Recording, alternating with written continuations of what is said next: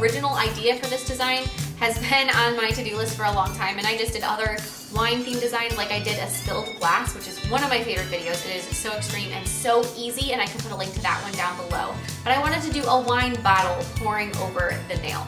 And then I personally am not a wine drinker, but I saw all these people reviewing the Snoop Dogg 19 Crimes red wine, and so many people were like, it's the best wine ever and all this, and it's got such a striking image on the front of the wine bottle. I thought, hey, that would be fun. I could do that label on the bottle. I might as well do this one because that seems like it would just be, you know, a fun little project for me. So I hope you guys love this video as much as I do.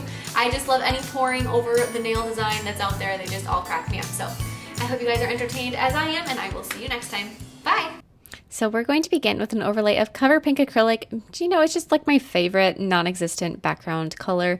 However, if you are somebody and you have a richer skin tone, you may want to go with a slightly darker Cover Pink. There's a whole, I think Chiara Sky is one place. Valentino also. I think they have just a bunch of different cover pinks. This one is the Koopa Cover Pink, and it just really works well for me personally, and I do really like it. It's not a very pink one, it's a little bit more neutral, so that's the one that I am using. But there are a bunch out there that would maybe be more suitable for somebody with a little bit more melanin. So after it's filed into shape, then you're going to take a narrow bit on your e-file and drill a hole through the tip.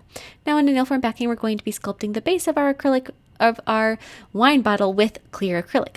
So you can kind of eyeball it. If you'd rather be a little bit more, exact, you could always draw a template for the shape of the wine bottle. But otherwise, you could just, kind of wing it like I did.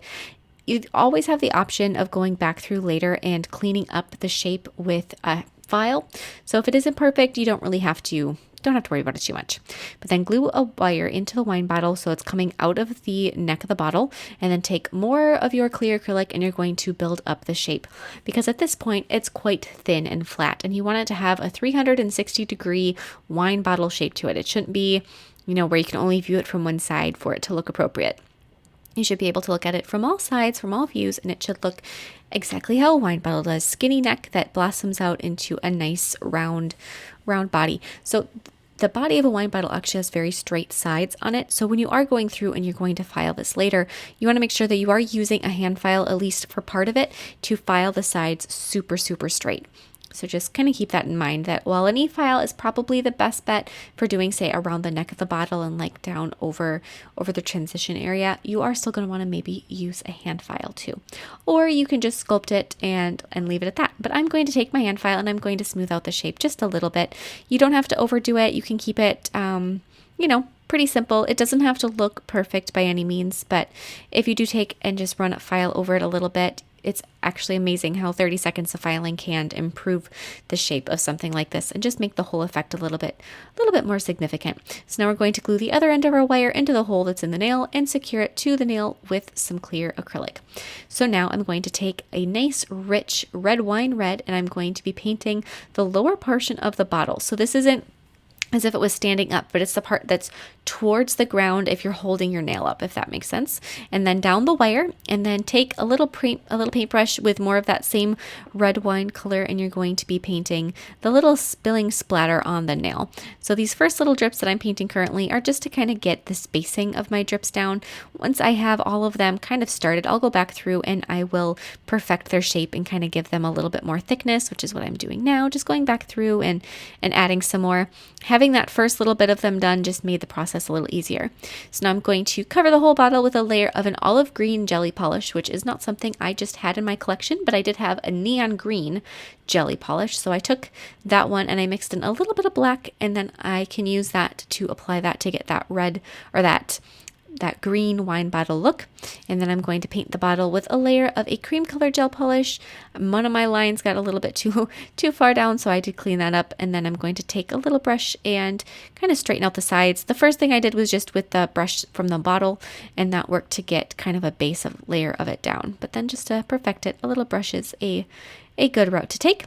Cure that. Once that's done, I'm going to have some of my cream color on a palette as well as black, and I'm going to mix varying shades out of it. So instead of using just a gray that you have, use the off-white color you used in the background to mix your grays, because it'll look like it's kind of that slightly sepia tone that the bottle is. And if you don't have If you don't mix it yourself, the grays will be a little too blue, most likely. Maybe you'll have one that's perfect, but just to be on the safe side, I'd mix it. So I'm going to mix a lighter shade of that. Still, I'm using the cream and black together, and I'm going to start kind of marking out some of the major shapes of Snoop Dogg's face and sweatshirt, lightening it again. I'm going to start just bringing out some of the planes of his face. Whenever you're painting something like this, remember that you're going to be doing several layers, and that after each layer, it probably won't look exactly like how you're going for it to look. You just have to be patient with yourself and keep adding layers to it. One thing I like to do is I like to, as you saw, I made kind of a base shape of the face, and then having a reference photo next to you is going to help you significantly just in general. But then look at it and look at it with the specific intent of finding the brightest toned spots, and then translate that onto your painting. So if you're looking at it and you think, you know what, right between his eyebrows, right like in that little triangle of his forehead, that's the brightest spot. Add some highlight color there, and then go, you know what, right underneath his eyes, also very bright. Add a little bit there, and look at it that way. Look at it not as a whole image, but just look at it like you're specifically looking for certain colors.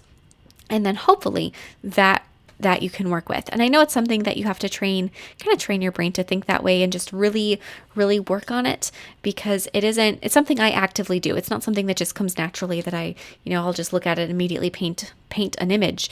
I look at it, and I look at it like I'm pretending to be some kind of a detective, and I find the information I need to make the painting look how I want and need it to look.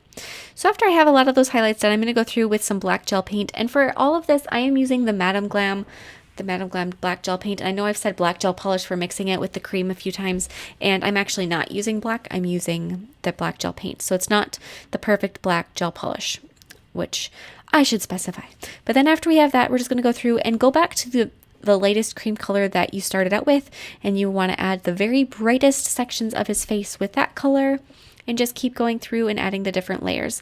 Once you're happy with your painting as it is, I've even actually mixed just a smidge of white into some of that cream to brighten it even more for those last few spots to highlight. But then once you're happy with his portrait, then you're going to take a dark red color. This is not gel polish. This isn't the same as what I use to do my splatter on the nail. It's a mixed color. It's some of the Madam Glam red gel paint and some of the black mixed together to get this nice dark red. I'm going to write Cali red right above his portrait, and then take and do a very thin line right through that. After you have that done, you can flash cure that, or you don't have to, because if the gel paint won't run or anything. Add a black line above the Cali red, thin black line. And now I'm using metallic gold or bronze color, and I'm going to write 19 crimes above that. Don't use one that's like a glitter color. You want it to be metallic. And for me, the color I have that's that way is actually a discontinued Madam Glam color that is really a cool one. But unfortunately, it's no longer available. I will still put the color name in the description box below, even though it is a goner, but I do like it. After you have the 19 crimes written down, then you're going to be applying a layer of gel top coat over the bottle and over the spilled wine. You don't necessarily need to apply gel top coat over the label. If you get some on the label, or you apply it directly over the top of the label, it isn't going to hurt anything. It's just not necessary. So I'm going to take my little skinny brush that I used to paint my wine splatter on the nail, and I'm going to cover up all of that, avoiding the background color of the nail. And then, like I said, over the wine on the wire, and then over the bottle. When you're applying it over the bottle, try to tip it around, look at it from all angles to make sure you don't miss any spots. Any spots you do miss will remain slightly sticky. Then apply a layer of matte gel top coat over just the label and cure that. Once that is cured, this nail is all done. And I heard that Snoop Dogg is releasing another 19 Crimes wine that's a rosé, so I don't know if anybody is a wine connoisseur, but maybe that'd be something else you'd want to check out. I personally, like I said, I haven't tried it. I'm not really a wine drinker, but I've heard so many people say that one is remarkably good and at a really good price. So I figured, hey, why not? And I hope I will see you guys next time. Bye.